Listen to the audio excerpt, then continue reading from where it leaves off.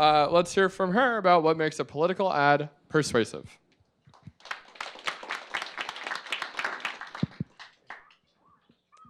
Hi, thank you for the introduction. So as introduced, I'm Valerie Coffman. I'm CTO and co-founder of Swayable. So this is a plot showing support and opposition for civil rights over several decades. It shows how opinion change happens gradually. It's also we believe one of our core beliefs is that opinion change is what drives social progress. This is a breakdown of a typical US presidential campaign budget. So that's 60% of that budget is advertising. And $10 billion is what's projected to be spent in the 2020 elections, all the elections combined. 50% of that biggest bucket is wasted because ads aren't always effective, and the measurement of ads is lacking. We've tested 600 plus ads at this point. We found that about a quarter of them actually have the opposite of the impact that you expect. And if you're not measuring, you won't know which quarter that is. So this is how we measure persuasion. We use randomized controlled trials. It's just like testing a drug, but instead of a drug where the treatment is the ad. So we recruit people to take a survey, and we divide them into two groups, test group and control group. We show them different ads. We show show the control group an irrelevant ad like a PSA, and then we show the test groups the ads that we're testing. Then they all take a survey, the same exact survey. It turns out the best way to find out what someone's opinion is to ask them. Everything's opt-in. Everyone has informed consent that they're taking a survey. We're not scraping anything creepily. And then we can measure the difference between the control group and the test group. So our technology stack, we use a lot of JavaScript for the web applications and our API, which we call the Sway API. We use a Mongo database, and our data science engine is all in Python, running in a Celery daemon. We make heavy use of the Python scientific stack, Pandas, NumPy, SciPy, sklearn, and all of that. This is another fun way that we use Python is what we call Swayable Labs. And this is a framework we've built that allows data scientists to deploy analysis prototypes to client dashboards without involving the web engineering team. So it's a way to rapidly prototype things. So this is an example of we've clustered, vectorized and then clustered qualitative responses. We also translated them from Portuguese. This was done in Brazil. Graphed it interactively using Plotly. So you can hover over each of these bubbles and see the comment and some details about it. In a Jupyter notebook, we export that from HTML to HTML, host it on AWS, and then we can embed it in the dashboard. These are some of our customers. We've worked with groups like the ACLU, Human Rights Watch, House Majority PAC, which I'm going to talk about today, and many others. Just sort of a snapshot of our data. As of a few days ago, we had about 400,000 survey responses. We've tested over 600 ads. Hi. We have 50 partners we've worked with. And we tested ads at the district level in 40% of all the districts that were flipped in the 2018 midterms. So this is a montage of some of the ads we've tested. And so the $10 billion question, why are some ads better than others? This is an example of what you can do if you can answer that question. We worked with the House Majority PAC in 5 rounds of testing. We tested 69 videos, and we did one round of testing each week. So the first week, half the ads backlashed, right? But by examining those ads and thinking about what worked and what didn't work, each week they got better.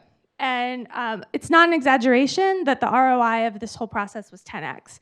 If anything, that's a pretty conservative figure if you're considering only using the best ads in the last round.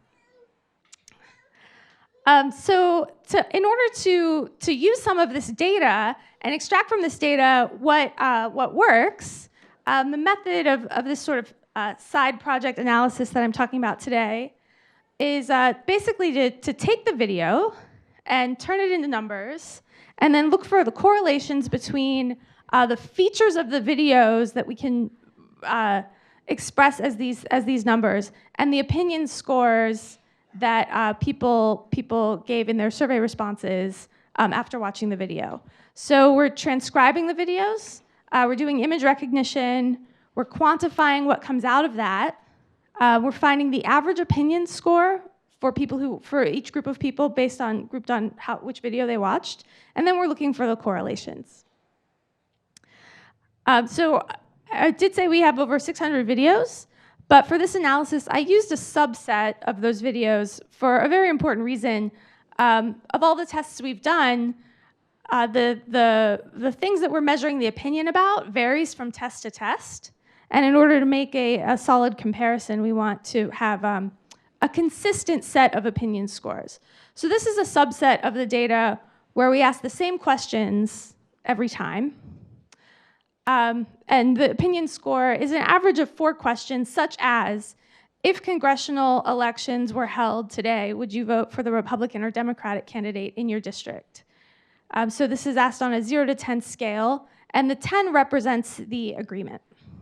So for this, we had, like I said, 69 test videos and more than 47,000 clean survey responses. And these are cleaned for duplicates and anyone that we think might be a spammer, people who snuck in from outside the location we were surveying, etc.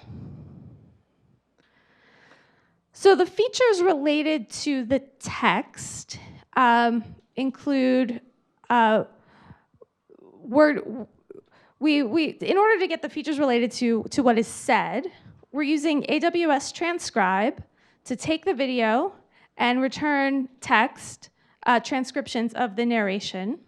And then we calculate the fractions of the words that represent a particular topic or a framing of some kind. So for example, if we want to measure how much they're talking about healthcare, we created a vocabulary of words related to healthcare, and then we found the total occurrences of those words divided by the total word count.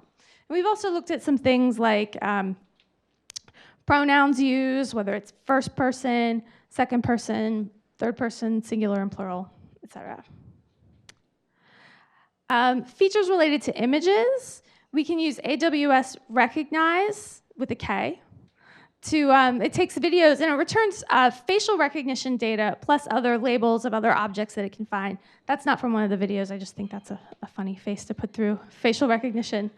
So one of the features, for example, is the total area of the video. If you laid out all the frames flat, what's the total area used up by the bounding boxes around the faces?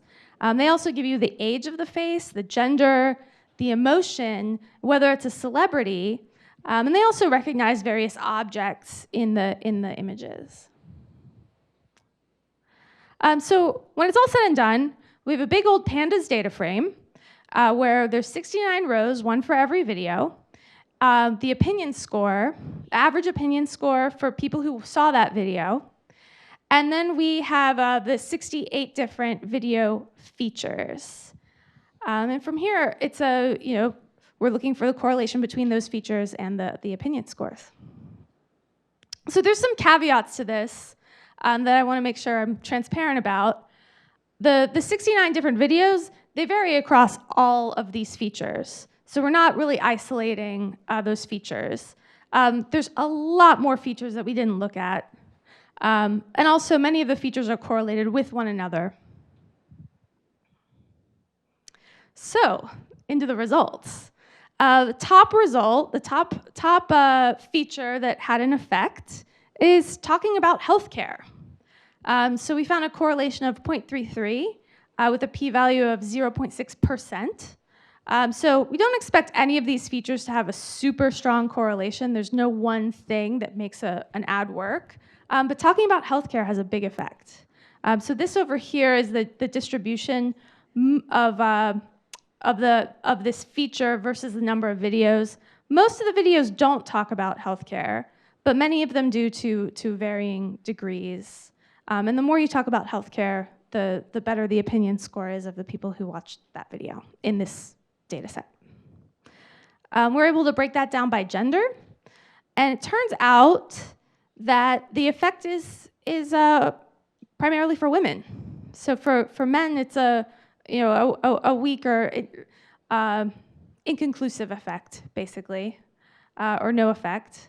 Whereas for women, the effect is a correlation of 0.3. Even more strongly, there's a difference between ages. So this is, the M is for millennial, X for Gen X, B for boomer. Millennials, there's really no effect. Then for Gen X, there's a stronger effect. And there's an even stronger effect for the boomers. In fact, they're catching up in their opinions, or catching up to the millennials and the Gen X. It turns out the older you are, the more you care about healthcare, which makes sense.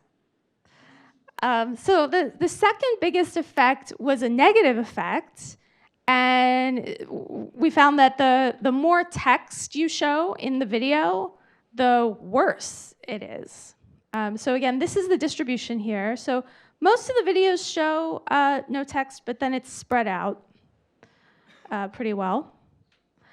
And again, broken down by gender, we found that the effect was mostly for women and not much of an effect for men. I didn't put the age breakdown for this one because there wasn't much of a difference. So the third biggest feature we found that mattered was how much you show faces. So this had a correlation of, again, about 0.3. And this is very, very spread out. Most videos show faces, but some show faces a lot more than others. This is another one where the effect was for women and not for men. We also looked at how much people are talking about taxes, and that had a positive effect. And again, most videos don't talk about taxes, but some do. And the more you talk about it, the better. Again, the effect was mainly for women. I have one thing where the effect is for men and not for women. For age, again, this one worked for the millennials and not for Gen X and boomers. So the younger people are shifting their opinion more for when you talk about taxes. So this is the one where we saw an effect for men and not for women, and it's if the faces are happy. So this had really no effect on women. I mean, this is a p-value of 99%. But for men, it's a p-value of 3% and a correlation of 0.26, positive. So just as a sanity check, I found the correlation for the presence of potted plants. There's no effect here, but that's, for some reason, that's something that Amazon AWS Recognize picks up. So I wanted to make sure that we get sane results for potted plants. All right, so conclusions. I mean, the top conclusion is that different things work for different audiences. Talking about healthcare is the top success factor that we found with this data set in this study, especially for women, Gen X, and boomers. Too much text doesn't help, or it hurts. Showing faces helps, but especially with women. Talking about taxes helps, especially with women and millennials. Happy faces helped with men, but not with women. And potted plants don't matter. So next steps. I think in order to get a really, really definitive answer to these questions, you would need a more controlled experiment where you've deliberately created variations of a video that isolate one feature. Examine more features such as humor, mood.